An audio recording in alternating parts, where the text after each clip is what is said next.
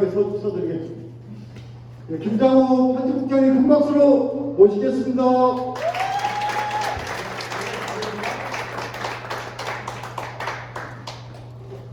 아이고, 대표자들 인사한다고 순서에 돼 있던데 그런 거 안 하고 그냥 바라는 약간 당황했습니다. 이거 포인트. 좀 바뀌었습니다. 네. 동지들 반갑습니다. 방금 소개받은 대한민국 정통진보 언론 빌렸습니다. 김장호라고 합니다. 반갑습니다. 예, 하여튼 고민을 좀 해봤는데요. 노동자가 통일을 말하다 이 주제와 관련해서 조금 더 구체적으로 얘기하기 위해서 제목을 이렇게 나왔어요. 노동자가 자주 통일 운동을 해야 하는 10가지 이유. 10가지 이유, 5가지 이유 그런 거 많이 나오잖아요. 하는데 우리는 오늘 근데 사실 이유로 따지자면 100가지도 넘어요. 근데 그거 얘기하면 여러분 오늘 집에 못 가니까 10가지를 줄여가지고 앞쪽으로 얘기를 하고 있습니다. 오늘 이제 저하고 같이 나눌 얘기는 이렇게 한 10개 정도인데 불평등한 한국사회 대개혁을 위해서 이게 어제 진행된 마달주 실현에서 진행된 한국진보연대 구호예요. 두 번째, 불평등한 한미관계의 대전환을 위해서. 그 다음에 이제 여러분 등 뒤에 빨대가 3개가 꽂혀 있어요. 오늘 이걸 이제 해명을 할 거거든요. 그 다음에 이제 선배 우리 노동계급의 투쟁의 교훈 속에서도 우리가 자주통일 운동을 해야 된다. 그 다음에 이 노동상권 유난히 우리가 열악하잖아요. 이런 이유도 있고. 그 다음에 노동자 정치세력 이게 대대하면 깨지고 대대하면 깨진단 말이에요. 이것도. 그 다음에 국가보안법 잘 아시는 거. 그 다음에 이 분담 비용이라는 게 어마어마하게 들어가요. 그 다음에 이제 중미대결에서 우리는 어느 편에서 해야 될 거냐. 이것도 자주통일 운동을 해결해야 된다. 뭐 이런 거고요. 그 다음에 우리가 힘을 키우기 위해서도 제일 좋은 비결 중에 하나가 자주통일 운동이다. 이런 취지로 한번 말씀을 드려보려고 합니다. 우선 이제 한국 사회의 그 불평등에 대해 전환을 위한 이런 주제와 관련해서 우리가 왜 자주통일 운동을 노동자한테 해야 되냐? 근데 이제 여기 이제 첫 번째 이유인데요. 여기 이제 이런 그림이 하나 있는데 K라는 숫자를 보면 뭐가 생각나요? 혹시 K 하면 뭐가 생각나요? 네? 코리아 또 K-팝 그죠? 한류 또 K-방역 우리가 세계의 모범이야. 그러니까 어쨌든 K 하면 뭔가 긍정적인 이미지가 많이 다가오잖아요. 그런데 우리 노동자의 눈으로 보면 저 K는 K-격차 K-불평등이라는 말로 다가옵니다. 그죠? 그래서 부익부 비익부 누구는 자꾸 부자가 되는데 누구는 자꾸 가난해지는 거죠. 그리고 이거는 제가 쓴 말이 아니라 이거 쓰시면 언론에서 되게 떠듭니다. 언론에서 쓴 말이에요. 그럼 구체적으로 한번 따져봤어요. 여기 보시면 5분이 평균자산 부동산 비중 이런 것들이 나왔는데 5분이라고 하는 것은 우리나라를 제3순으로 해가지고 1, 2, 3, 4, 5 등급으로 나눈 거예요. 제일 밑에가 1이고 제일 위에가 이제 5겠죠. 그래서 20% 잘라가지고 2018년도서부터 2019년, 2020년까지 자산이 얼마나 되느냐 이걸 이제 표시를 한 겁니다. 여기 보시면 이제 상층에 5분위 요 사람들은 왜냐면 재산이 평균 재산이에요. 이쪽 사람들은 평균 재산이 10억이었어요. 평균 재산이. 그럼 2018년도에. 근데 2년이 지나고 나니까 12억으로 늘었어요. 이런 얘기죠. 그 다음에 4분위 두 번째 칸의 20%는 4억 5천이었는데 5억 2천으로 또 늘었어요. 그 다음에 3분위 2억 7천이었는데 2억 9천으로 늘었어요. 그 다음에 이제 밑에서 위에 20% 1억 3천이었는데 1억 3천 비슷하게 그냥 약간 줄었어요. 근데 이제 마지막 1분위는 여러분들이죠? 여러분들은 2,800만 원인데 2,700만 원으로 줄었어요. 혹시 자기 재산 내신 분? 없죠? 줄었어요. 빚이 늘었겠구나. 이런 거. 그 중에, 그래서 여기 보면 아까 말씀드린 대로 그 자산상의 20%는 10억 얼마에서 12억으로 9.9%가 10%가 늘었다는 거고요. 그 다음에 요 일부가는 2,800만에서 2,700만으로 4.3%가 감소했다는 건데, 그래서 이 격차가 어떻게 되냐 했을 때 38배에서 44배로 격차가 벌어졌다 이거예요. 그 중에 이 자산 중에서 부동산 비중이 차지하는 게 81%, 78% 이렇게 비중들이 굉장히 높은데요. 비중들이 높은데 이 3층에 자기의 그 부동산 자산이 8억이었는데 2년 만에 9억으로 느는 거예요. 그래서 이 부동산의 격차가 142배에서 164배로 또 확 벌어요. 이런 이제 사실들을 우리가 알 수 있어요. 그러면은 전국 가구의 이 소득 일비의 가계 소득 격차, 아까는 자산 격차잖아요. 이제 매달 버는 거, 소득 격차. 이걸 따져보면 옛날에 이제 뭐 한 500만 원, 그 다음에 79만 원 이런 차이가 이제 그 03년도에 이렇게 있다가 3년 전에는 이 상위의 20%는 1,000만 원씩 벌어요, 한 달에. 예. 여기 한 달에 1,000만 원씩 버시는 분?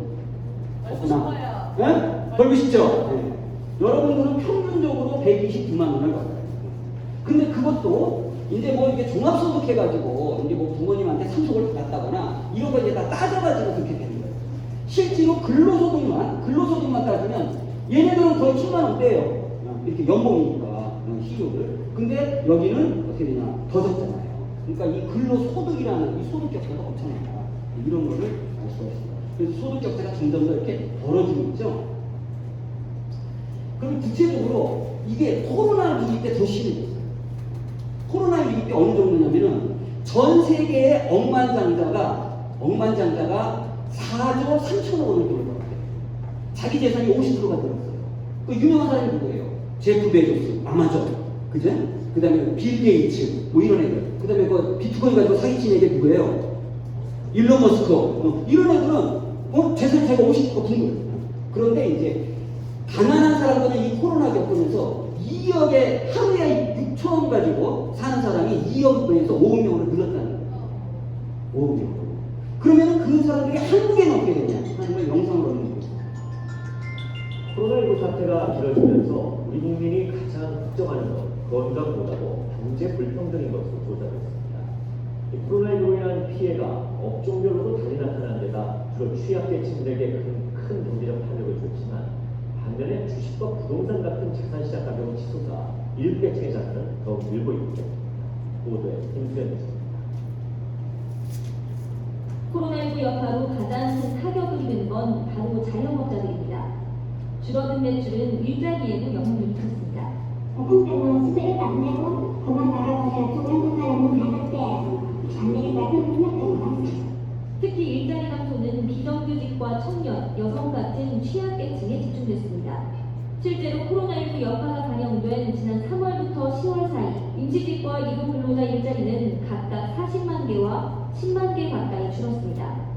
이런 상황을 반영하듯 코로나19 장기화 속에 가장 우려되는 현상으로 국민 절반 이상이 경제적 불평등을 1위로 꼽았습니다. 대부분 서비스업이고 음식 또 뭐 일용직 이런 취약계층에 계시는 분들이 또 많이 몰려있는 업종들이거든요. 취약계층을 어떻게 보면 그 이전의 위기들보다 더 키웠다고 할 수가 있죠. 정규직에서도 업종에 따라 희비가 엇갈렸는데 여기에 운송이나 관광 같은 대면 서비스 분야에 피해가 집중된 탓입니다. 실물경제 위축 속에 자산시장 가격만 치솟는 현상은 짚어봐야 할 현상입니다. 주식시장은 여기 사상 최고치를 갈아치우고 있고 아파트 가격을 중심으로 부동산 매매시장 지표도 15개월째 상승 중입니다. 한쪽에선 일자리와 임금 감소로 어려움을 겪는데 일부 계층의 자산 가치는 더욱 늘어나고 있는 겁니다. 이 같은 구의 불평등과 업종별 성장의 불균형은 정부도 우려하는 대목입니다. 대면과 비대면, 내수와 수출에 차별적인 영향을 주는 K자형 충격은 계속되고 있습니다. 다음은 이렇게 이제 많이 이렇게 겪어보신 얘기일 텐데요. 그럼 여기서 이제 그 자산 불평등 얘기가 나오잖아요. 근데 우리가 코로나 시기 돼가지고 미국에서 돈을 달러를 엄청 풀었죠. 우리나라에서 돈을 많이 풀었단 말이에요. 근데 그 돈 다 어디 갔어? 이런 거잖아요. 네. 재난지원금 받으신 분? 안 받았어요? 얼마 받았어요?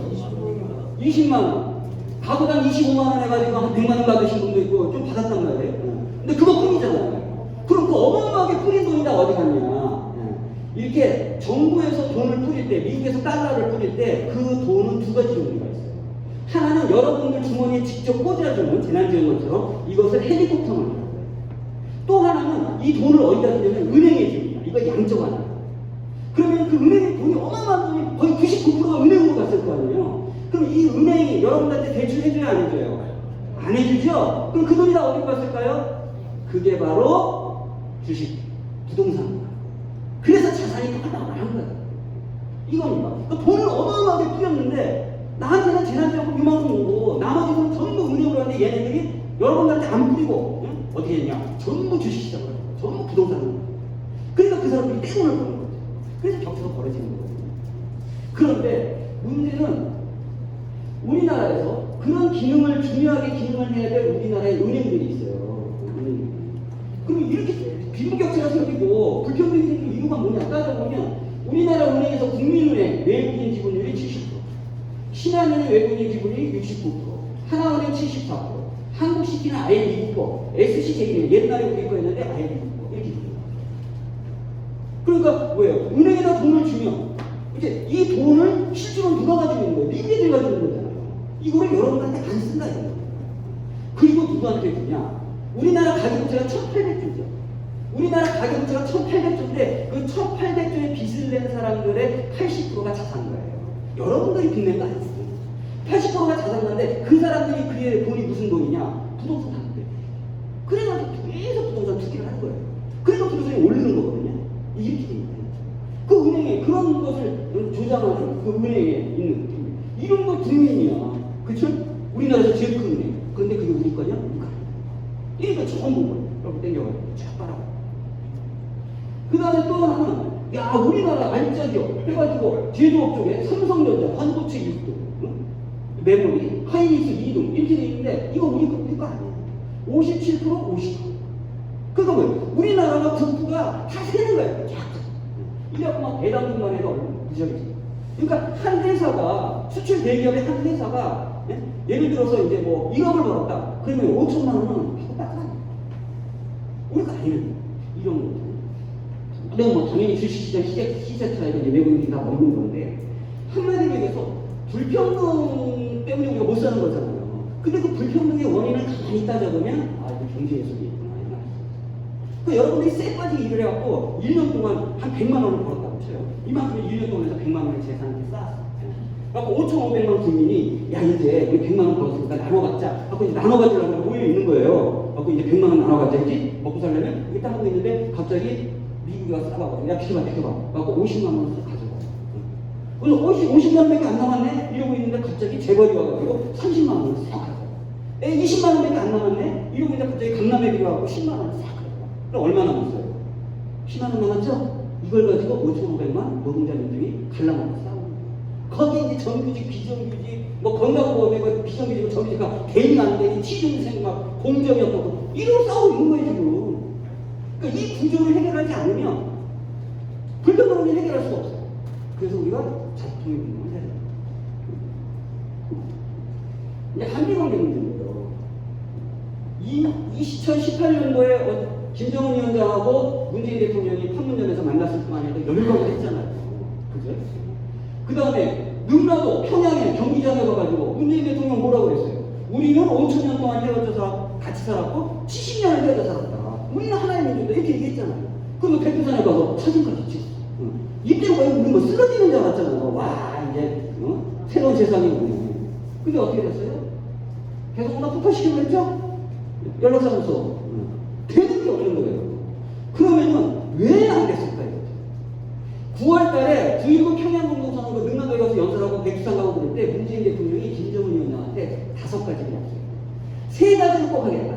그리고 2가지는 절대 안 하겠다. 약속을 했다는 거예요. 그럼 그 3가지 꼭 하겠다는 게 뭐냐? 금강산 관광하겠다. 개성공단 제기하겠다. 철도 도로 연결하겠다. 이 3가지를 반드시 한다고 했대요. 절대 안 하겠다는 거야. 한미연합훈련 안 하겠다. 그 다음에 미국 무기 전략자산 구매 안 하겠다. 그러니까 김정은 위원장이 물어봤을 거 아니에요. 아, 그 나이도 많으신 분이 저 속이면 안 됩니다.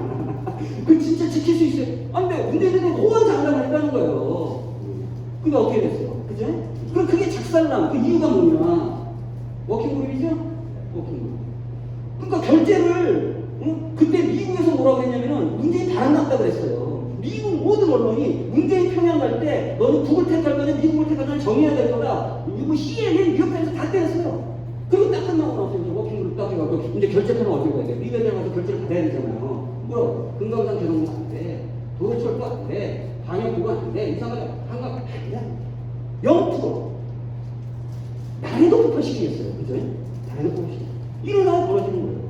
결국 이 남과 북이 말고 잘 먹고 잘 살아보자 하는데 이것도 안 되는 거 아니에요? 왜요? 한미 불평등한 요즘 이제 바이든이 들어와가지고 이제 아메리카 이스백 미국이 돌아왔다 딱 그랬잖아요. 그러니까 러시아의 RT라고 러시아 타임즈라는 언론에서 뭐랬냐면은 아메리카 이스백 전쟁 무기가 돌아왔다 이렇게 딱 얘기했어요. 그리고 나서 판을 벌리는데 뭐냐 중국을 고립시키는 거잖아요. 중국이 이제 1대1로 해가지고 육지의 비단길 그래서 이제 1대 그 다음에 바다의 비단길 진주목걸이 작전해갖고 1로 이렇게 해가지고 이제 쫙 여기를 서주 수송로로 확보하고 여기는 이제 유라시아 해가지고 이제 아프리카, 중동, 유럽, 러시아까지 이렇게 쫙 연결을 해서 수출보다는 내수를 쫙 확대해갖고 유라시아 경제구역을 만들겠다. 시진핑의 중국 뭐 벽딱 발표를 했어요. 미국은 이제 큰일 났네 이런 거죠. 저거 이제 성사되면 우리 뜻이다. 이래가지고 이제 어떻게 했냐. 우리는 그러면 다이아몬드 작전이다. 이래가지고 이제 인도 태평양을 갔다. 그래갖고 이제 일본, 인도, 호주, 미국을 딱 있는데 이게 4개 나라잖아요. 그래서 쿼드 이렇게 하는 거예요. 원래 영어로 쿼드가 4개잖아요. 이러고 이제 쿼드. 그리고 이제 쿼드 플러스 해가지고 야 대만 들어와, 한국 들어와 이러고 있는 거잖아요. 그게 이제 요즘 벌어지는 이제 장면들인데 이것도 이것대로 하고 이제 그 다음에 이거와는 별개로 이제 한미 군사동맹인데 우리가 정확히 표현하면 미한 군사동맹이라고 이렇게 불러요. 바이든의 전임자였던 트럼프 말고 민주당의 전임자였던 오바마 때 무슨 일이 벌어졌어요? 박근혜 조져가지고 한일관계 풀라 이래가지고 위안부 합의 만들어냈죠? 아까 난리가 났잖아요. 예? 일본하고 한국하고 잘 지내라 이거.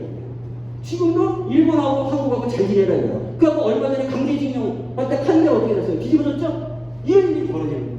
그러니까 이제 지금은 문제는 이제 일본하고 뭐 이런 상황이 이제 벌어지는 거예요. 그래서 이 중국을 포위하고 타격하는 그 제일 밑에 미일한 군사동맹을 체결하고 그 밑에 한국을 전초기지로 배치하겠다 하는 게 그게 전략입니다.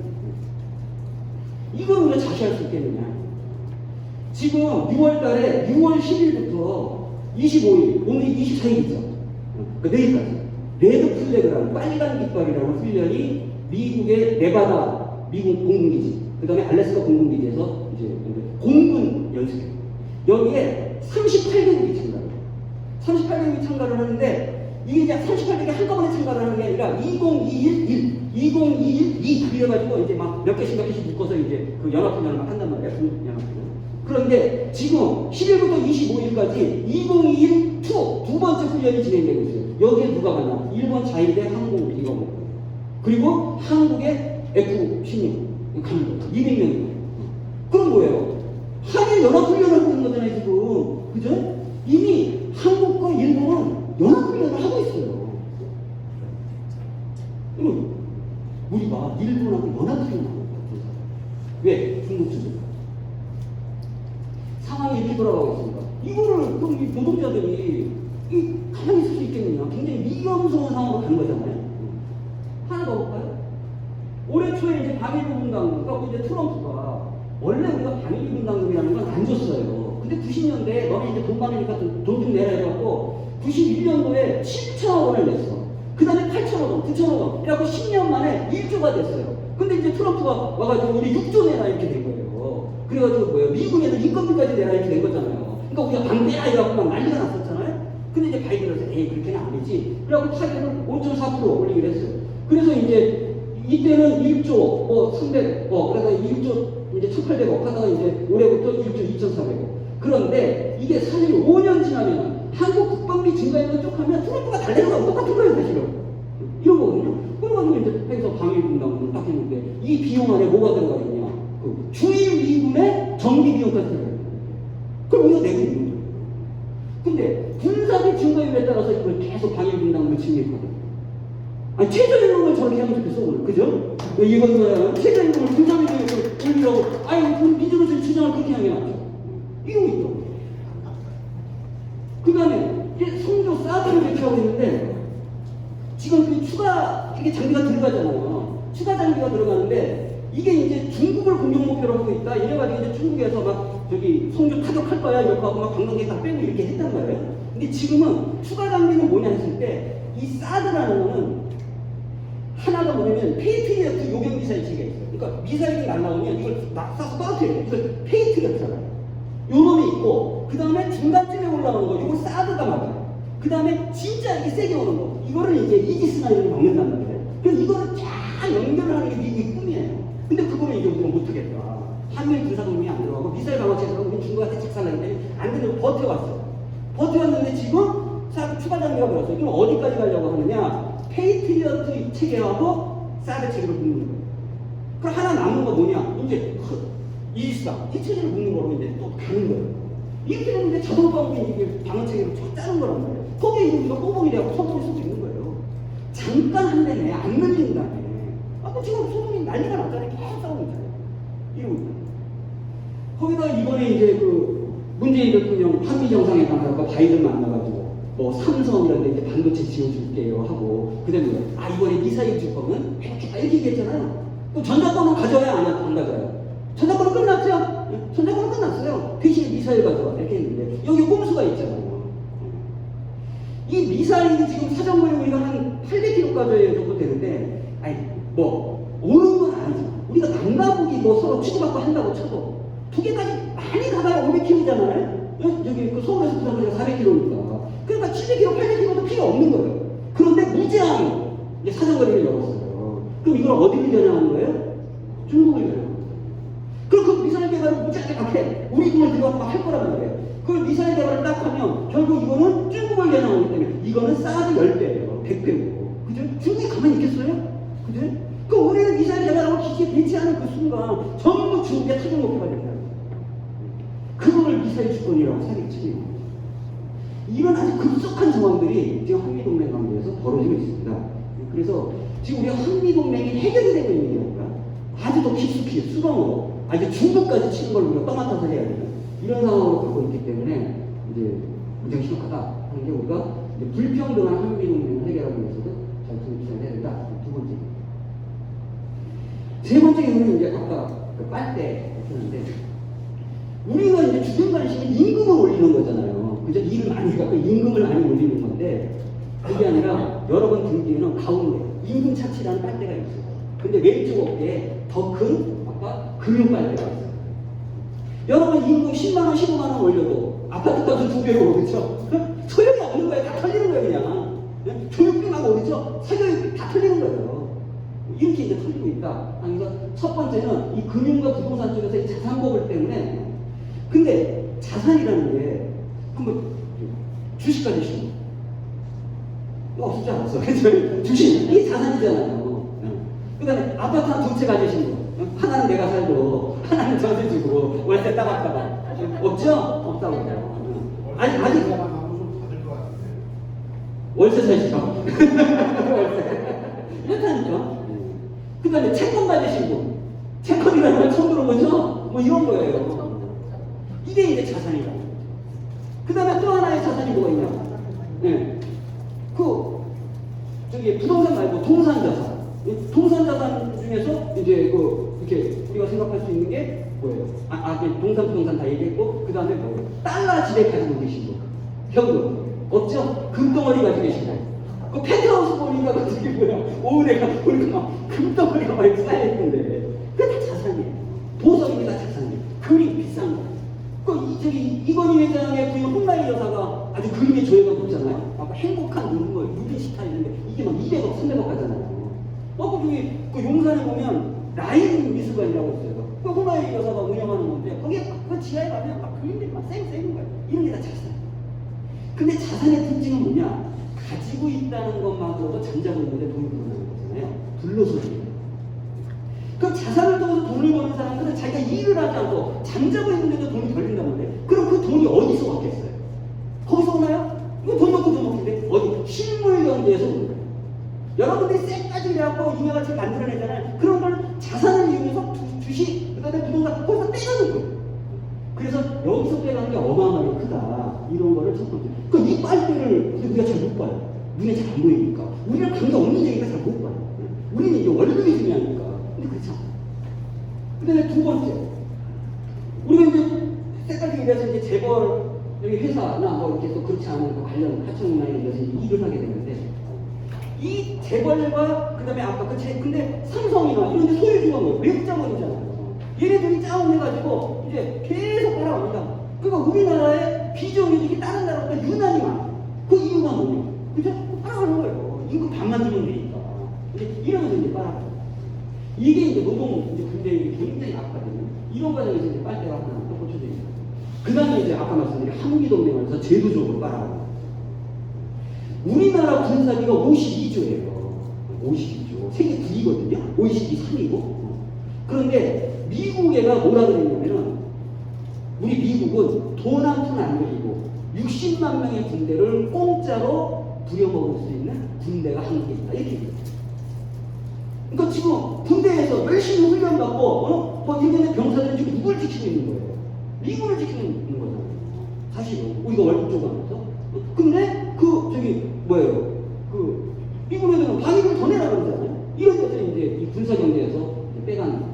그 다음에 한미의 BT 이래가지고 농업이 완전히 박살났잖아요. 그래서 뭐 좀 보조금 어디 주려고 그러면 그거 이제 FTA 반대 WTO 반대 못하게 하는 거예요. 근데 그 다음에 이제 공공복지 이게 그러니까 예산 중에서 아까 군사비는 그 OECD의 상인데 이 복지 예산은 OECD 평균에서 절반이에요. 그러니까 OECD의 꼴찌예요. 복지. 그러니까 예산 편성도 있는 돈 가지고 못 쓰는 거예요. 이게 다 뭐냐? 이게 한미동맹이라는 경제동맹, 군사동맹, 정치동맹 속에서 이제 딱 통제가 되는 거예요. 엉짝딱 못하는 거예요. 이런 구조 속에서 이제 세 가지 빨대를 그래서 가운데는 임금 착취, 왼쪽 빨대는 금융 착취, 그다음에 이쪽 빨대는 이제 뭐예요? 그 동맹 착취 이렇게 해서 이제 쭉쭉 빨리고 있다.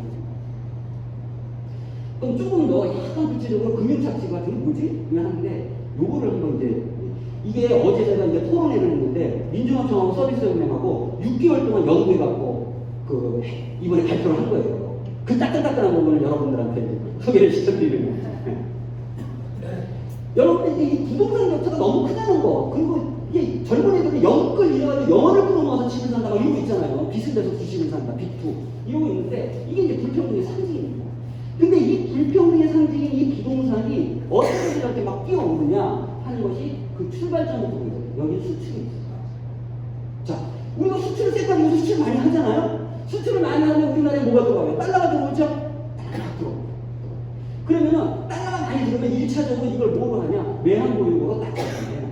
우리나라가 4,300억 정도예요. 11등인가 봐요, 세계에서. 그러면은 외환 보유고는 많은 게 좋아요? 적은 게 좋아요? 많은 게 좋다고 생각하죠? 예. 수출 많이 해서 외환 보유고는 든든하잖아요. 그지? 미국은 외환 보유고가 있어요, 없어요? 미국은 외환 보유고가 있을 것 같아요, 없을 것 같아요? 걔네들 필요가 없죠. 달라니까. 그지? 그런데 미국에 수출하는 나라는 돈을 벌었는데 그거를 여러분들 최대임금 올려준다거나 복지에 쓴다거나 그게 쓸 수가 없어요. 외환 보유고로 저장을 해야 돼요. 왜냐? 외환위가 터지면 안 돼요. 그러니까 미국은 안 쓰는데, 그죠? 안 쓰잖아요. 근데 우리는 써야 돼요. 이게 문제예요. 첫 번째.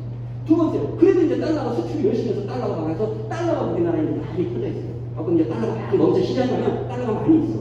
그러면 우리나라 돈값이 세져야 약해져요. 우리나라에 달러가 많으면 우리나라 돈값이 세져야 약해져요. 달러가 풍부하면 우리가 많은 돈을 주고 사야 돼요? 적은 돈을 주고 사야 돼요? 적은 돈을 주고 살 수도 있죠. 응? 그러니까 뭐예요? 1,000원 주고 사도 된단 말이에요. 그죠? 옛날에 1,300원 주고 사는데 이제 달러가 많으면 1,000원 주고도 살 수 있잖아요. 그럼 우리나라 돈이 센 거에 약해지는 거예요. 세진 거라고. 그죠? 환율이 떨어졌다 이렇게 얘기하는데 우리나라 돈이 세져요. 그럼 우리나라 돈이 세지면 수출에 유리해요, 그게? 불리하죠. 그죠? 수출 가격이 비싸지니까. 응? 그러면 여기서 이제 문제가 생기는 거예요. 달러가 많이 불리면 수출에 불리. 수출에 불리하면 이것을 어떻게 하냐? 정부에서 달러를 걷어줍니다. 돈 주고 사는 거예요. 그것을 뭐라고 하냐? 외환 평형 채권이라고. 그래서 외환 평형기금을 써가지고 달러가 너무 많으면 수출 경쟁력이 떨어져가지고 안 되니까 달러를 쫙 빨아들여요. 채권을 말이에요. 근데 이 채권을 어디서 발행하냐? 여러분들 세금에서. 그래갖고 달러를 사들이는데 240조를 써요. 그 중에 손실이 41조예요. 그러니까 이게 수출을 해가지고 한쪽에는 금고에다가 외환 보유고를 쌓아놔야 돼요. 또 한쪽은 수출 대기업의 수출 경쟁력을 강화시켜주기 위해서 국민의 세금으로 어떻게 해요? 환율을 계속 어떻게 해요? 1,300원짜리 유지를 하는 거예요. 1,000원 떨어지고 1,300원, 1,300원. 그러니까 달러를 계속 써요. 근데 42조만 날라가는 거예요. 다 여기 세금을 받는 거예요. 근데 여기서 이득을 보는 사람은 누구예요? 여러분이에요? 여러분이 수출하는 거 아니잖아요. 수출 대기업이. 그죠? 여러분 온 국민이 나서서 수출 대기업을 먹여 살리고 있는 거예요. 여러분은 손해예요. 왜냐하면 수입 물가가 비싸지잖아. 원화가 세지고. 그죠? 손해는 어려워요.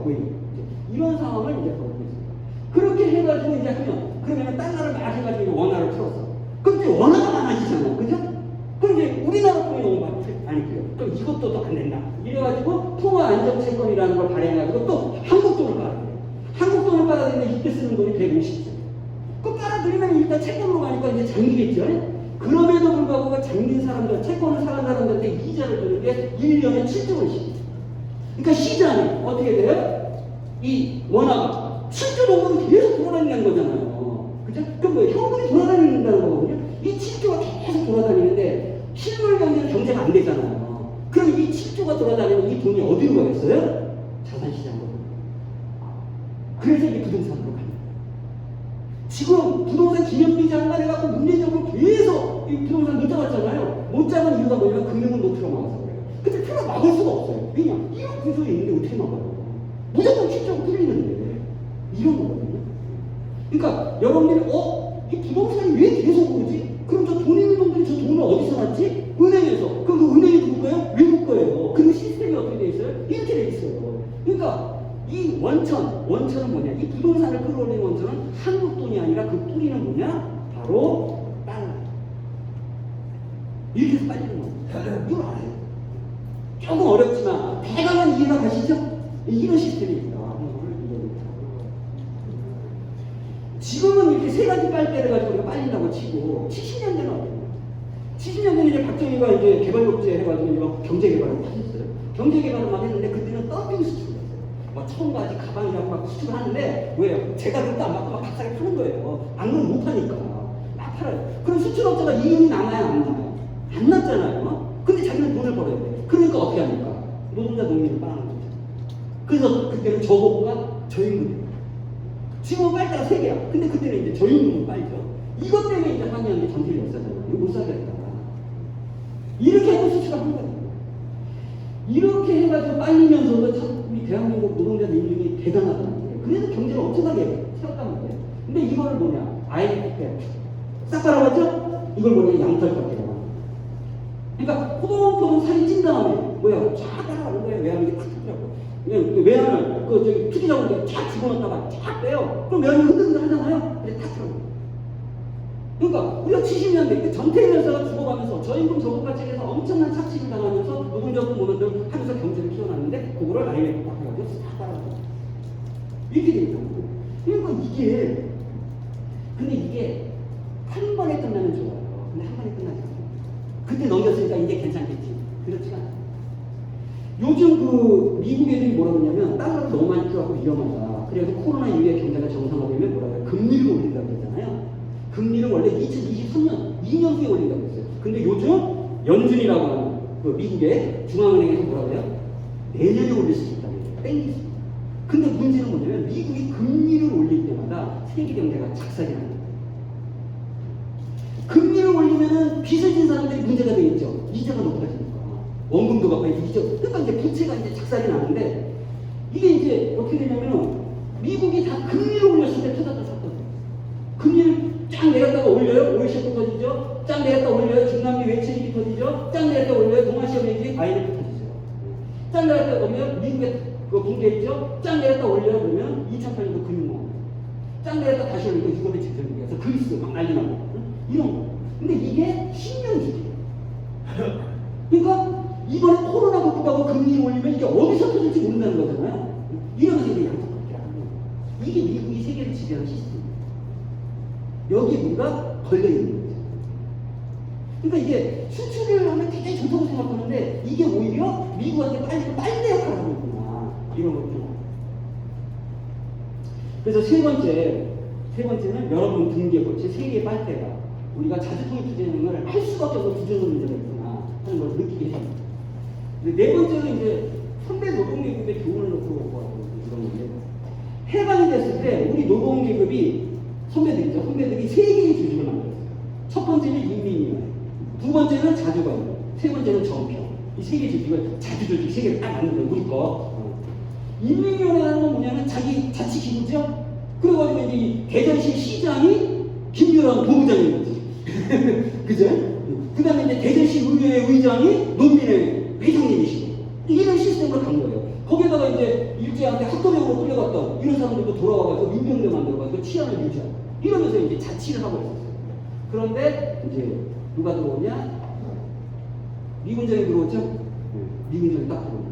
그러면서 인민위원회 같은 소리 하냐. 그래서 다 깨버리잖아요. 그죠? 미군에 우리는 점령군으로 간다. 우리 명령을 받아. 이렇게. 또한 자주관리라는 건 뭐냐? 이제 일본 애들이 우리나라의 공장 조직에서 탄광, 공공장, 섬유공장 이런 게 여러 개가 있었어요. 그게 한 2,700개예요. 그거를 어떻게 하고 있었냐? 노동자들이 접수해가지고 노동위원장이 사장이고 상임집행위원회가 경영진이고 그렇고 이제 탄도 뽑고 힘도 뽑고 이러면 이제 한 달 동안 돈 번 거 가지고 나눠가지고 이런 식으로 하는 거 그걸 자주관리라고 했어요. 근데 미국 애들이 따라가보니까 웃기거든요. 그래갖고 이제 어떻게 박살을 내냐? 화성 1946년에라는 그 뮤지컬이 있어요. 이게 촛불 혁명 막 일어날 때 그때 대학로에서 완전히 대박 쳐서거든요. 이게 연예 매진이에요. 전부 들어가서 본 거예요. 이게 이제 광주, 제주 이런 데서도 다 무료 공연도 하고 강원도에서 한 서너 번 공연했던 이 공연인데 이게 1942년 화성탄광입니다. 화성탄광이 뭐냐면 전라도에 화성탄광이 있는데 거기에 1,800명의 조합원들이 있었어요. 1,800명의 조합원들이 그 노조의 위원장, 전평 노조의 위원장이 사장이에요. 그 다음에 화성탄광 노조의 상임집행위원회가 경영진이었어요. 한번 탄을 해가지고 한 달 동안 하면 서로 나눠갖고 이거 하고 있었어요. 근데 미국에 61년대가 딱 옵니다. 기관총리고. 그리고 서울에서 임선일이라고 하는 그 친일파 얘를 사장으로 낙하산에 딱 꽂아요. 그럼 그 조합원들이 인정해야 안 해요? 안 하겠죠? 그렇고 이제 사장 출근하지만 출근 저지 투쟁을 하는데 그 다음날 300명 빼고 46년도 1946 46년도에 광주에서 8.15 해방 1주년 기념식이 있었어요.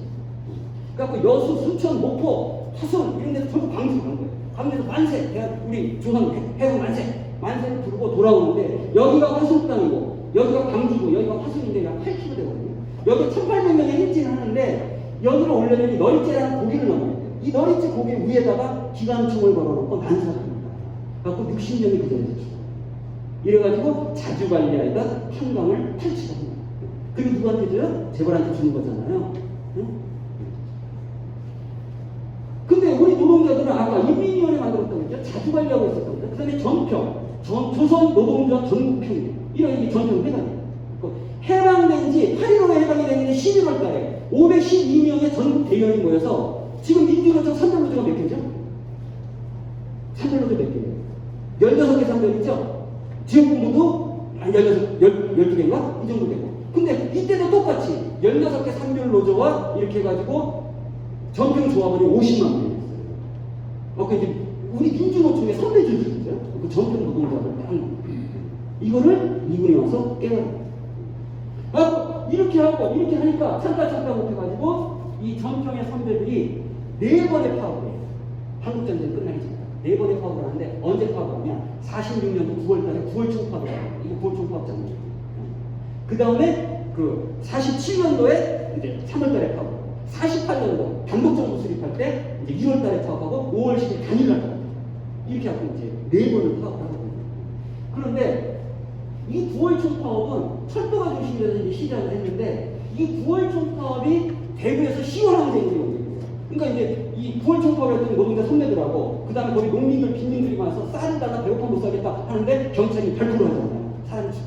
하여튼 10월 폭동이에요. 10월 폭동이면서 이게 전국적으로 항쟁이 벌어졌는데 그때 전 남쪽의 조선인들 200만 명, 노동자들이 200만 명이 있어요. 그때 인구수로 했을 때 200만 명은 어마어마한 거죠. 거의 천만 촛불 수준이에요. 이래가지고 이제 항쟁이 벌어졌는데 이걸 다 집합니다. 이렇게 해가지고 이제 전평을 깨버리잖아요. 이런 겁니다. 그런데 이때 이 전평 소속의 우리 선배 노동자들이 외쳤던 구호가 뭐냐면 미군정 불러라. 미군놈들 파고하자. 조국을 통일하자. 자주독립국가 완성하자. 그리고 이제 8시간 노동제 쟁취하자. 이렇게 이제 주장을 했어요. 전평을 인정하라. 이런 이제 주장을 했다는 거예요. 올해 양경수 위원장이 당선이 되어가지고 거침없는 총파업, 불평등에 저항하라 이러면서 이제 정치 총파업을 하겠다고 하잖아요. 근데 이때 선거에는 4번 했다고 그랬잖아요. 이거 정치 총파업이죠?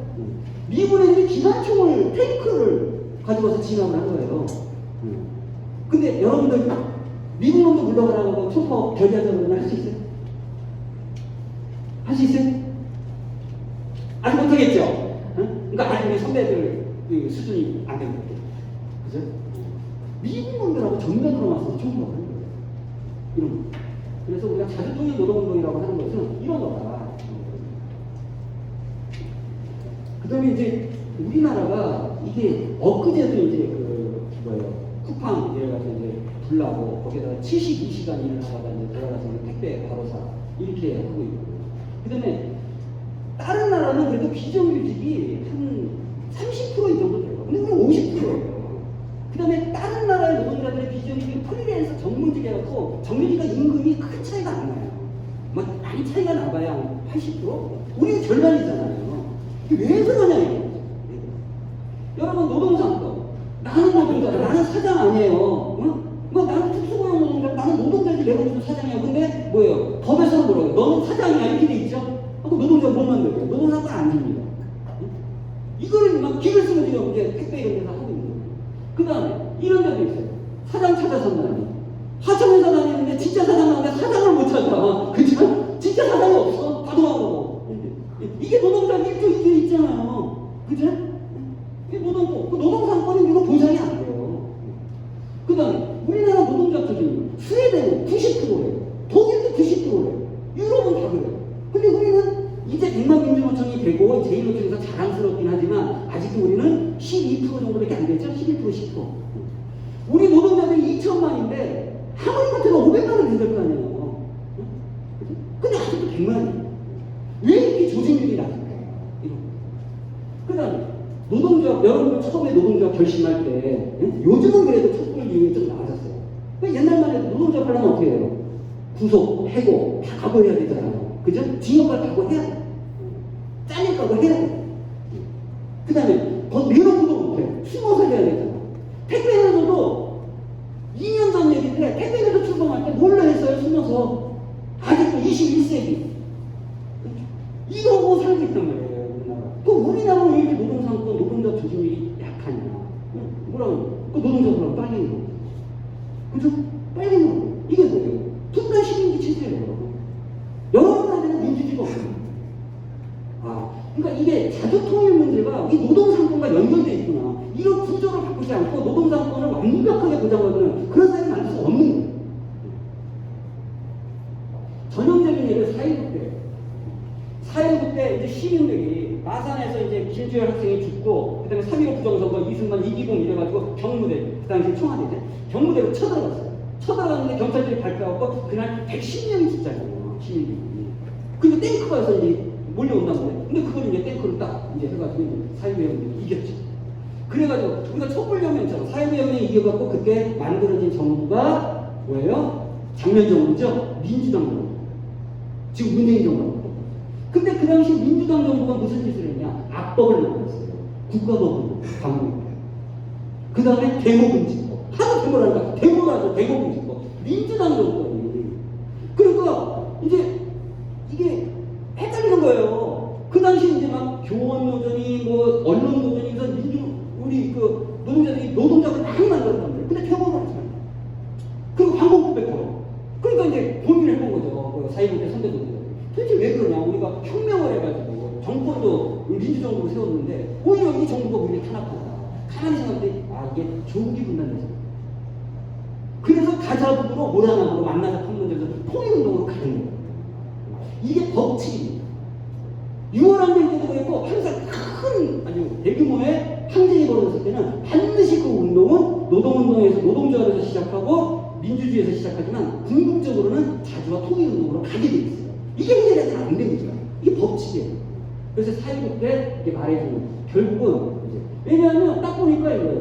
노동조합도 반밖에 안 되는 거예요. 민주주의도 반밖에 안 되는 거예요. 이 분단과 예속 문제 해결 안 하면 그걸 깨달은 거죠. 그래서 우리도 지금 다시 한번 깨달아가고 있다. 이런 거를 또 자주통일업체는 노동조합으로 반밖에 안 씁니다. 그 다음에 이제 6번째 이유는 뭐냐면 정치 세력화죠. 여러분들이 권력을 잡아야 될 거 아니에요. 뭐 해당 이후에 인민위원회 하듯이 여러분들이 권력을 잡아야 돼요. 근데 쟤들이 권력 잡으라고 가져가세요. 당선 많이 되셨네요. 투표 완전 표 많이 얻으셨네요. 그렇게 해요? 안 하죠. 이승만하고 대통령 선거에 나왔고 조봉암 선생이 200만 표를 얻었어요. 그것도 부정선거 때문에 그렇지 제대로 갔으면 이 조봉암 선생이 당선됐을 거라는 거예요. 그러니까 이승만이 어떻게 해요? 걸어가지고 조봉암 선생 사형시키고 진보당 해산시켜버렸죠? 그런데 다시 한번 2012년도에 통합진보당이 10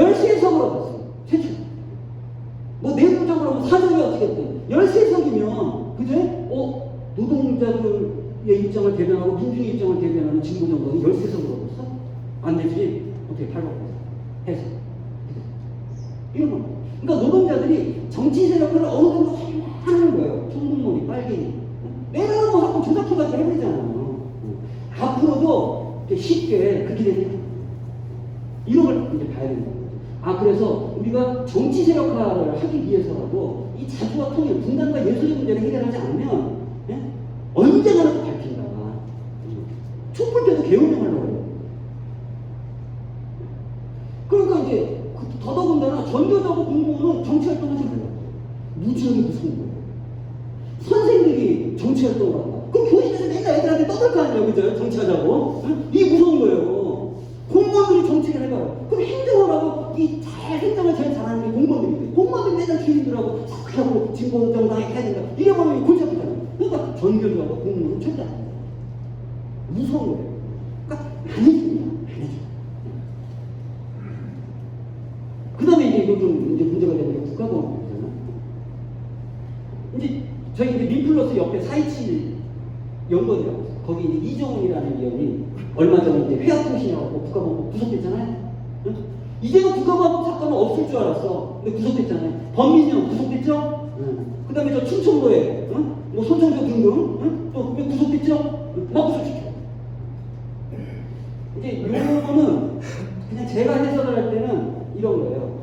박지원 국정원이 이제는 그 수사를 안 하잖아요. 수사를 안 하고 이제 그 보수대 경찰로 넘긴다는 거예요. 그래서 경찰애들한테 그동안 우리가 쭉 조사해온 사건인데 이거 좀 아까우니까 너네 연습 좀 해봐. 넘겨주는 거예요. 그러니까 보수대가 지금 연습 게임 하고 있는 거예요. 저는 옛날에 대공고시에 끌려갔어요. 옛날 경찰이죠. 보수대 전시. 그러니까 이놈들이 다시 준동을 하는 거예요. 얘네들의 뿌리가 뭐냐? 친일 경찰들이에요. 그리고 국가보안법의 전신이 뭐예요? 일본 놈들 거기잖아요. 치안법. 이렇게 해가지고 아직도 없는 일이 있는 거죠. 아직도 있어요. 근데 사람들은 국가보안법이 이제는 없어지는 거 아닐까 했는데 이게 뭐냐면 내면하게 거예요. 법이 없어진 게 아니라 이제 국가보안법을 아예 있는 거로 인정하고 사는 거죠. 그러니까 생각을 절대로 안 하는 거야. 그럼 이게 이제 노동운동에는 어떻게 연결이 되느냐? 전태일 평전이요. 이재평을 이래요. 전태일 평전 이거 보시면 여러분들 이재평 보시니까 네, 이재평 이 말이 안 되죠? 근데 이재평 그래요. 2017년도에 언론 보도가 이렇게 나와요. 아직도 80년대는 노동운동할 때 어땠냐면 이런 얘기들이 막 벌어집니다. 85년도에 노동의 역사, 노동조합, 임금이란 것인가. 근데 국가보안법 없어. 또 보세요. 2000년기 노동자들 이적표현물 뭐 가지고 있다고 구속. 의식화 모임했다고 불원책 자랑해서 구속. 그 다음에 뭐 원시공사인데 무엇을 할 것인가 이런 거 좀 봤다고. 이게 이제 소녀사회주의잖아요. 구속. 국가보안. 그 다음에 이제 로얄 노동 이렇게 해가지고 이제 그 교회하고 카톨릭하고 이렇게 했는데 이렇게 했다고 해서 여기서 말하는 게 우리나라 체제도 사회주의로 바뀌어야 된다. 북한의 노동자 동맹이 살기 좋은 이유는 사회주의를 하기 때문이다. 이런 얘기 좀 하면 안 돼요? 그죠? 근데 못하는 거예요. 여러분들 못하잖아요. 그죠? 오늘 민플러스에서 약간 센세이션한 6.25 특집을 냈어요. 6.25 특집에서 제가 유튜브를 했거든요. 근데 결국 거기서 이제 그 나온 황성환 선생님이라고 제가 이제 유튜브를 했는데 그분은 그렇게 주장한 거예요. 6.25 전쟁은 북침 전쟁이라고 주장을 한 거예요. 제가 편집에서 뺐어요. 왜? 누가 봐? 뺐어요. 이렇다니까요. 그러니까 이게 사고가 정상적으로 안 되는 거예요. 마치 이런 거죠. 이제 그 축제를 막 벌이는데 축제를 막 얘기하는데 노래라는 말을 쓰지 말고 축제를 얘기해라. 이런 거죠. 그럼 축제를 하는데 노래라는 말을 안 쓰고 이 축제를 얘기하면 꼬이잖아요. 그런 거 비슷한 거예요. 이렇게 해서 이제 노동운동도 이 국가보안법 체계 속에서 그러니까 노동자운동이 우리나라가 조직력이 떨어지고 겁나고 무섭고 시민들도 아직도 노동자와 빨갱이라고 보고 무섭다고 생각하는 그 이유가 뭐냐면 이 국가보안법 이 체계 때문에. 그 다음에 이제 분담비용에 대해서 좀 이제 요즘 이제 그 언론에서 무슨 얘기를 많이 하냐면 통일 비용이 너무 많이 든다.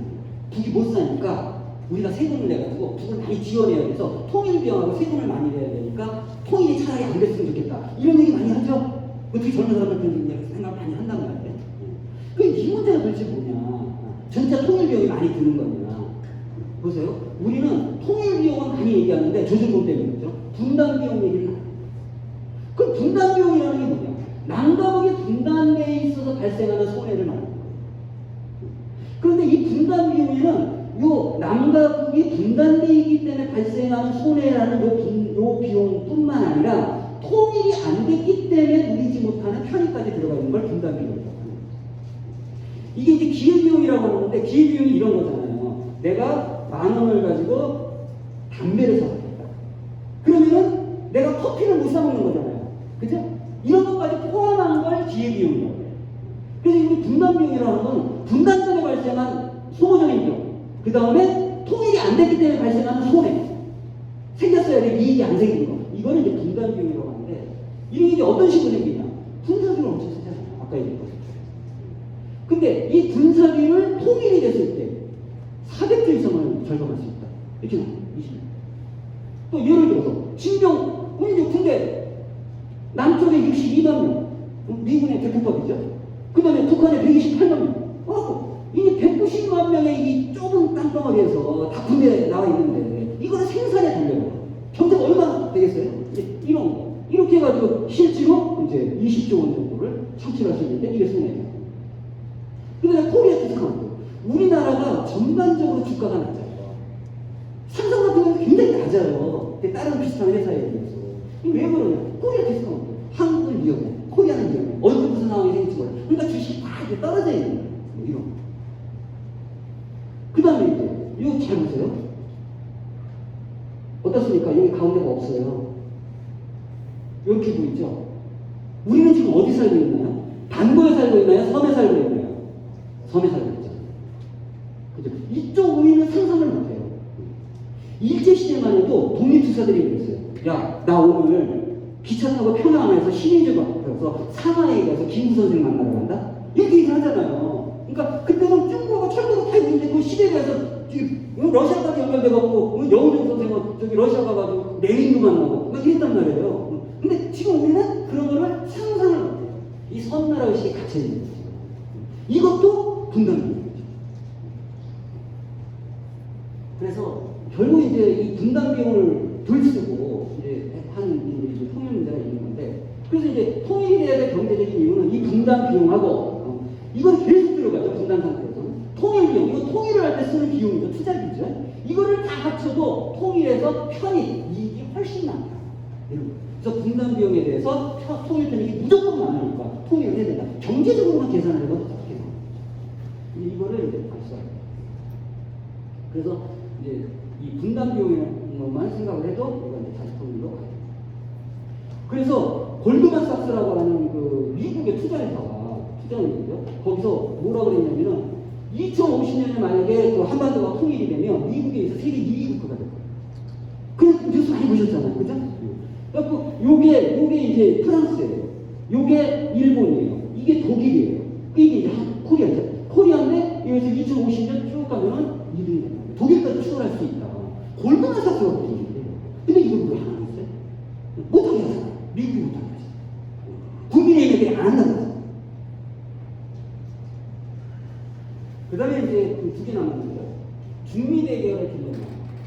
중국과 미국이 지금 막 치고받고 싸우는데 이 미중 대립을 회피하는 정부, 한국 외교에 잡히고 한국은 미중 무역 전쟁에서 어떻게 대응할 것인가. 머리가 아프잖아요. 그냥 골치 아프죠. 여기 이제 중국을 택할 것인가, 미국을 택할 것인가, 딜레마입니다.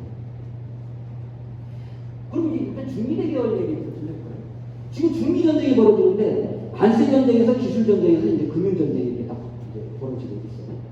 이제 관세 전쟁은 뭐냐? 이거 트럼프 때 시작을 한 건데 이제 중국에서 물건을 싣고 미국에 가요. 미국에서 캘리포니아 항구, 뉴욕 항구에 선적한 물건을 딱 내리려고 하잖아요. 그리고 내리려고 하는 순간부터 관세 20% 이거 올리는 거예요. 그럼 물건값이 되게 비쌀 거 아니에요. 그러니 그 다음부터 수출 못하는 거예요. 이걸 이제 관세 전쟁이라고 하거든요. 그래서 미국에 관세를 막 20% 30% 딱 올리니까 중국 물건값을 딱 올려버리니까 중국도 우리도 관세야. 그러면서 관세를 가지고 막 치고 나갔거든요. 이게 이제 트럼프 때 벌어졌던 관세 전쟁이거든요. 지금은 이제 기술 전쟁이에요. 그래가지고 바이든이 들어와가지고 이제 그 바이든의 국무장관이 블링컨이라는 애예요. 그 다음에 이제 이쪽 중국에서 누가 나왔냐면 양데스라고 하는 경제장관. 그 다음에 이제 왕이 있고 외교부장. 그 스마트하게 생긴 사람, 이 외국 장관이죠. 이래가지고 이제 얘네들이 이제 바이든이 딱 들어서 오면 야 우리 중국에서도 만나기 힘들고 이제 미국 본토에서도 만나기 힘드니까 알래스카에서 만나자. 알래스카에서 만난 거예요. 만나가지고 이게 하는데 서로 이제 어떻게 약속을 했냐면 처음에 모두가 나왔는데 1분씩만 얘기하자. 이제 이렇게 된 거예요. 1분씩만 얘기하기로 했는데 블링컨 2분을 얘기했어. 그러니까 중국 애들이 가만히 있다가 그럼 나도 한마디 하겠다. 그러면서 이분은 15분을 얘기한 거예요. 중국이. 그러면 이제 여기 폼 보세요. 응? 여기 왕이 외무장관 팔짱 딱 끼고 이러고 그 다음에 저기 양재수 그 경제담당 미국 너네 아니 이게 이제 완전히 생뚱나고 중국에 막 퍼진 거야. 그러니까 중국에서 박수요 막 난리가 난 거예요. 이게 이제 바이든 행정부와 이제 중국과의 첫 격돌이란 말이에요. 이러면 이제 서로 치고받고 붙고 있는데 이 기술전쟁과 관련해서 2018년도 11월 1일 날 이상한 일이 세 가지가 벌어져요. 어떤 일이 벌어지냐면은 장면 첫째. 그 미국의 그 유명한 중국의 그 파이라는 회사 알죠? 그 파이로 지금 네트워크 장비 만드는데 휴대폰 만들고 거기에 회장의 딸, 이 파이 부회장의 딸이에요. 이 재무담당자 멍한저가 캐나다에서 딱 체포가 돼요. 미국이 앞서가고 파이의 부회장을 실세로 딱 체포를 한 거예요. 같은 날 동일한 시간에 노벨상 수상자 후보였던 미국의 물리학자고 기업가인 장서우청이라는 박사가 중국계죠. 이 사람은 실리콘밸리 투자회사예요. 그 디지털 호라이즌 어떠고 하는 일인데 이 사람이 원래 저기랑 만나기로 했어요. 이 멍한저우와 장서우청 이 사람이 남미 어디에서 만난 거예요. 근데 그날 캐나다에서 이제 멍한저우는 체포가 되고 이 사람은 자살로 발견돼요. 자살했겠어요? 그죠?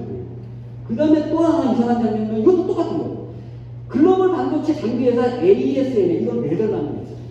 그러니까 삼성도 그렇고 대만의 TSMC도 그렇고 전 세계 모든 반도체 회사가 반도체 공장을 지으려면 장비가 들어가야 되잖아요. 그 장비를 EUV라고 하는데 이거를 만드는 유일한 회사가 네덜란드에서. 온유원이야 완전히. 그 얘네들이 백방인데 얘네들이 중국에다가 이 EUV 그 반도체 시설을 쫙 하는, 그러니까 이제 중국이 막 40천원 투자해서 반도체 공장을 지으려고 하니까 그거를 이제 넘겨주기로 했어요. 근데 이게 불타서 없어져 버려요. 2천억짜리가. 이렇게 하면서 반도체 전쟁이 시작하는 거예요. 그리고 이제 바이든이 오자마자 회의하는데 웨이터 들고서 우리 반도체 해야 돼. 막 이러고 있는 거잖아요. 얼마 전에 이제 삼성 끌려가가지고 그 전에 우리 이제 투자할게요. 이렇게 된 거죠. 대만도 투자할게요. 이렇게. 뭐예요? 중국하고 미국하고 사이에 끼어 있지만도 미국이 확실히 줄서가 이렇게 된 거죠. 그러니까 삼성의 줄수가 없습니다. 이렇게 된 거죠. 자, 그러면 삼성이 반도체 회사를 미국에 짓는 거, 우리나라에 짓는 거, 중국에 짓는 거 어디가 제일 나을까요? 우리가 제일 좋죠. 우리나라에 짓는 게. 근데 삼성이 이득을 낳는 측면에서 보면은 중국에 짓는 게 더 낫겠죠. 왜 그러냐? 반도체 회사는 상교대를 걸려야 돼요. 미국에도 상교대 해요? 안 할 거 아니에요. 그 다음에 미국이 인건비를 감당할 수 있어요? 그죠? 인건비가 엄청 셀 거 아니에요. 그래서 다 밖으로 나간 건데 그걸 사면서 그러니까 뭐예요? 우리는 진짜 열받는 거예요. 차라리 우리나라에 반도체 공장을 지어가지고 그걸 만들어서 배를 실어나가는 게 훨씬 싸게 말이에요. 근데 끌려가는 거예요. 투자비가 엄청나게 비싼데도 끌려가는 거예요. 이런 짓을 하고 있는 거야. 이런 게 있지. 근데 제가 어제 토론회 하면서 그 북경대학교에서 이제 그 박사학위를 딴 분한테 물어봤어요. 도대체 그러면 중국이 반도체 문제에서 과연 미국을 이길 수 있느냐, 언제까지 따라갈 수 있느냐 했더니 자체의 그 판단으로 5년 정도. 아, 그러면은 성공적일 거다. 5년도 빠른 거죠. 이런 생각이 듣고. 그럼 이제 중국하고 미국은 도대체 이 전쟁을 왜 시작했느냐? 원래 세계가 이렇게 시스템이 이렇게 돼 있잖아요. 우리나라, 일본, 독일, 중국은 미국에 수출을 합니다. 아까 저 수출을 하잖아요. 수출을 해요. 그러면은 미국 애들은 이 물건을 살 때 우리는 쇠가지기에서 수출하는데 미국은 이거를 뭐로 사요? 달러로 사죠. 근데 달러는 윤전기에 찍어서 사잖아요. 그렇죠? 우리는 쇠가지기라는데 얘네들은 윤전기로 찍어서 이런 시스템이에요. 그 다음에 이게 달러가 일로 왔어. 그럼 달러는 이제 밖에 너무 있으면 안 되니까 그걸 미국에 돌려줘야 돼. 그러면 미국이 국채를 사줘. 그죠? 그럼 우리 국채를 사주면 또 미국 애들은 그 돈 가지고 또 물건을 사. 뭔지라면 찍고. 이렇게 시스템으로 세계가 이제 돌아가는 경제가 이제 세계 경제. 그래서 이제 수출하고 달러 벌어들이고 미국 국채 사주고 또 수출하고 이런 시스템이 계속 돌아가는데 중국이 그전에는 어떻게 했냐? 미국에 대해서 이제 중국이 무역 흑자가 거예요. 이만큼의 무역 흑자가 위에서 늘어나는데 이 무역 흑자가 될 만큼 미국의 부채를 딱 사줬어요. 그러니까 이제 중국은 돈을 못 넣고 미국은 부채를 사준 거야. 이렇게 된 거죠. 그런데 무슨 일이 딱 터졌냐면 2008년도에 미국에서 금융공황이 뻑 터졌잖아요. 그러니까 이제 중국이 야 이게 미국이 이게 무너질 것 같은데 좋지 않은데 이렇게 생각하는 거예요. 그러면서 어떤 상황이냐면 무역 흑자는 계속 늘어나는데 부채를 안 사줘요. 조금만 사줘. 그러면서 이제 부채를 사주는 게 쫙 줄어들어요. 그럼 또 남은 돈 가지고 뭐 하냐? 이렇게 미국의 반도체 회사 사고, 미국의 과학기술 회사 사고, 그래서 미국 회사 계속 사는 거예요. 그러니까 이제 미국 애들이 깜짝 놀란 거죠. 이 자식들 딴주머니 차네? 이렇게 된 거예요. 그러면서부터 중미전쟁이 시작돼요. 그래서 이제 2008년 금융공황에서 중미전쟁이 본격화됐는데 이 그림은 뭐냐면 미국의 유명한 투자회사의 그 CEO인 레이 달리오라는 사람이 있어요. 이 사람이 이제 공부를 굉장히 많이 해요. 그래갖고 하는데 이 사람이 1500년도부터 지금까지 세계 각국의 경제력, 군사력, 복지, 교육 이런 국가의 이제 국력을 종합적으로 지표를 해가지고 그 나라들의 흥망성쇠를 그래프 딱 그린 거예요. 미국의 투자자. 그런데 이렇게 이 한 나라의 국력이 파란선으로 쫙 올라가다가 딱 꺾이는 요 나라 여기 어딜까요? 여기 올라오다가 딱 꺾인 나라. 이게 미국이에요. 미국 막 치고 올라가다 이제 베트남 전쟁, 한국 전쟁, 베트남 전쟁 이후부터 미국이 꺾이기 시작하고 그 다음에 이거 완전히 바닥을 쳤다가 막 치고 올라오는 거예요. 여기는 어디? 여기가 중국. 그 다음에 여기 점선으로 요만큼 올라갔다가 툭 꺾이고 요만큼 올라갔다가 툭 꺾이고 이 두 나라가 있어요. 여기는 어디하고 어디일까요? 독일하고 일본. 옛날에 일본이 그 막 반도체 세계 제일이고 막 미국 막 콜롬비아 영화사하고 소니가 막 그래서 일본이 잘 나갈 때가 있었잖아요. 그런데 이거를 전문용어로 뭐라 하냐면 투키킬에서 한정이에요. 그래가지고 강대국이 자기의 2등 국가가 쫙 올라가고 자기 나라 국력의 50% 이상을 올라오려고 그러잖아요. 그럼 발각을 이게 투키킬에서 한정이거든요. 그런데 이때 80년대에 독일하고 일본이 이제 미국을 추격해서 쫙 올라오는 거야. 그때 플라자비 이래가지고 이제 미국이 발각을 했잖아요. 그 미국의 옛날 환율 딱 2배로 올렸어. 그러니까 일본이 그때부터 잃어버린 정신이라고 착각했잖아요. 이렇게 온 건데, 근데 지금 이건 뭐냐면 중국 치고. 그래갖고 이 레이 달리오라는 사람이 뭐라고 하냐면, 이게 미국이 내려가고, 그 다음에 중국이 올라가는, 이게 2028년도면 역전입니다. 이대로가. 2028년도 얼마 남았어요? 7년 남았죠? 2028년도 역전입니다. 이거를 막을 수 있는 유일한 방법은 전쟁밖에 없다. 그럼 중국과 미국하고 전쟁을 할 수 있을까요? 한다고 쳐요. 지금 대만하고 남중국해에서 긴장이 돼 있으니까 한다고 쳐. 그런데 이거를 또 염두에 두고 미국의 랜드 연구소라는 데서 연구한 거예요. 그럼 이제 미국에 대한 치안대도 항공모함을 막 하고 중국 그 앞바다에서 전쟁을 한다. 결론이 뭐냐? 미국이 진다 했잖아. 그 전쟁을 못해. 이런 거. 그럼 뭐예요? 바뀌는 거예요. 그래서 미국이 2등 국가가 되고 중국이 1등 국가가 되고 이게 승패가 이렇게 간다. 이런 거를 우리가 세계 정세 속에서 알 수가 있어요. 그래서 요즘 서점에 가면 제국에 몰라, 달러 제국에 몰라, 뭐 몰라 하고 미국 패권이 무너질 수 있다. 이게 완전히 막 트렌드야. 쫙 깔려있어요. 미국이 망한다는 게 있어요. 우리가 자주 통일을 들고 미국은 좀 못 살겠는데 저는 얘기고 미국이 망한대요. 그렇죠? 이렇게 박수 한번 쳐야지. 미국이 망한다. 그래서 저희도 이제 망한다 이 얘기를 하려고 제국에 몰라고 후국에 이제 민플러스 미국의 세계 침략사예요. 한번 보시고 이거 가지고 제가 유튜브 하는 거예요. 그런데 여기서 우리가 이제 그 하나 생각해 볼 게 코로나 이후에 전 세계가 탈세계라고. 왜냐면 그전에는 코로나 이전에는 사람들이 어떻게 하면 돈을 많이 벌기 위해서 회사를 자꾸 밖으로 나가잖아요. 그죠? 삼성도 베트남으로 다 나가요. 싼 데로. 근데 요즘은 뭐냐? 안정성이 중요하다. 그래서 식량 작업도 해야 됩니다. 그래서 우리나라에 과연 전략적인 자산이 우리 하나 있나? 밖으로 다 내보낸다고 장땡이 아니네? 그래서 미국도 반도체를 다시 끌어오잖아요. 애플 투자! 이렇게 하고 있어요. 그 다음에 이제 글로벌 가치 자산. 그리고 미국은 설계를 하고, 일본은 소부장을 만들고, 우리는 중간 제품을 만들고, 중국이 조립하는, 이게 무너지고 있어요. 중국과 미국은 딱 갈라지고 있고, 그 다음에 뭐예요? 자기 나라 중심의 기관 산업들을 가지려고 하는 거예요. 그러니까 탈세계와 자주화로 가는 거죠. 그 다음에 해외 생산, 이런 거 잘 안 해요. 그래서 이제 우리나라가 국산화해야 된다, 막 이렇게 내수를 해야 된다, 이거 막 돌아가고 있는 거죠. 이런 추세에 있는 이런 조건에서 과연 우리는 이런 방향을 놓고 자주통일 운동을 해야 되겠구나 하는 것을 우리는 알 수 있어요. 그래서 이렇게 가보자, 이런 것도 통일을 하고. 그래서 이 중미 대결을 보면 우리가 섬나라 의식을 가지고 남쪽만 딱 생각하면 중국이냐 미국이냐 딜레마예요. 머리야. 그런데 이렇게 통일이라는 관점에서 딱 보면 우리한테는 기회라는 거예요. 땅바보기. 그러면 다른 나라 경제는 다 망해도 땅바보는 차별적인 성장을 하는 거예요. 이런 관점에서 이제 오히려 희망을 가지고 하는데 이걸 이제 문제 얘기 못하잖아요. 누가 해요? 여러분들이. 마지막에. 근데 이 자주통일 운동은 이 노동조합의 근육을 억수로 세게 키워준다. 힘을 키울 수가 있다. 그래서 이제 뭐 이렇게 선봉대, 노동자 자주통일 실천다, 통선대 이런 걸 하는데 우리가 그냥 상식적으로 생각을 해봅시다. 현장에 이제 우리 영향을 강화할 때 자주통일 이 노동운동을 열심히 하는 간부가 한 명 있을 때하고 10명 있을 때하고 어느 노동자한테 센 거예요? 10명 있는 노동자한테 당연히 셀 거 아니에요. 그죠? 이 자주통일 운동을 조합원들이 50명 할 때하고 100명 할 때하고 현장 영향이 어디가 더 나을 것 같아요? 100명 하는 노동자는 무조건 강해요. 물론 공짜로 되는 건 아니죠. 이렇게 교육도 하고 선봉대도 가고 실천단도 가고 이렇게 되죠. 그러나 자주통일 노동운동을 하는 사람이 많은 그런 노동자들이 훨씬 더 강력한 힘을 가지고 있다. 그래서 우리 힘을 키우는 거예요.